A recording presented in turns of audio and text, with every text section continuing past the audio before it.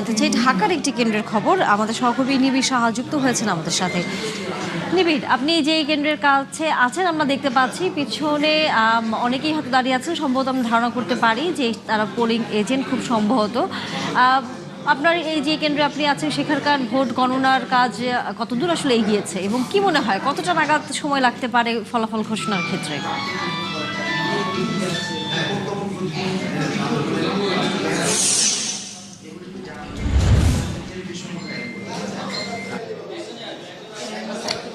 তানিয়া, আমি এখন আছি সিদ্ধেশ্বরী বালিকা উচ্চ বিদ্যালয় ভোট কেন্দ্রে। এটি ঢাকা ৮ আসনের অন্তর্গত ভোট কেন্দ্র এবং একটু যদি দেখাই যে এই যে ভোট কেন্দ্র যেটি সেটি মূলত ৮৫ নাম্বার ঢাকা ৮ আসনের অন্তর্গত ৮৫ নাম্বার ভোট কেন্দ্রের দৃশ্য এবং ভেতরে কিন্তু ভোট গণনার কাজ